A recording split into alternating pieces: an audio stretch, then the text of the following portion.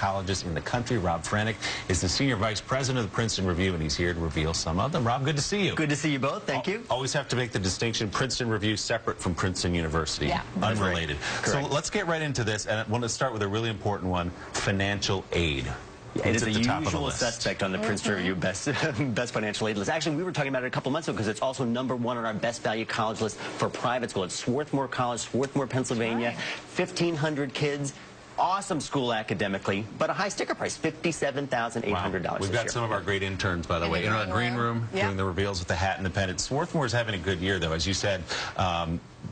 Best value and best financial aid. That's right, and their average aid package without forcing a kid to take a $1 out in loans, $37,600 without a $1 in loans. So really great value for a kid and family. Here's an important category and one that a lot of parents were definitely interested in. That's when it comes to career services. Yeah. So what's the top school there? Penn State University, been a usual suspect on our list, but in the #1 spot for career services this year. Now, Penn State's a big school, 38,000 kids, but they have a 40-member staff specifically staffing that career services center on campus. They have interviews on campus, campus jobs, career services, an alumni network called the Nittany Network for all the alumni to give back in jobs and internships. So important because, I mean, going to college is just the beginning. Yeah. And you have it exactly. It's all where you go from there. Absolutely, absolutely. All right, kid, now this is getting really important. Yeah. Best campus food. Oh, yes. Let's get serious here. What is it? Usual suspect, it's Bowdoin College in Brunswick, Maine. It's actually been in the #1 spot 6 years in a row, and it is a fabulous school academically, super competitive. Yep. But the folks have said, listen, we're going to make sure. Lobster on their plate. They have an annual lobster bake at the beginning of each year. It is Maine.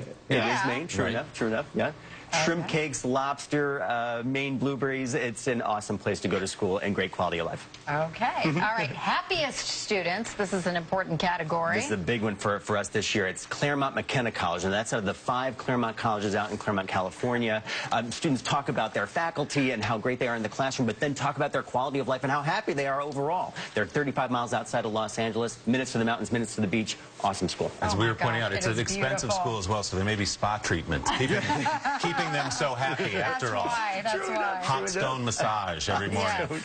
This is an interesting one. Best dorms, because dorms can be pretty awful. That's very true. I think when we were in school, it might have been more cinder block cells, but that you will not experience that at Smith College. It's in Northampton, Massachusetts. Great school, 2,600 undergraduates, all women's school.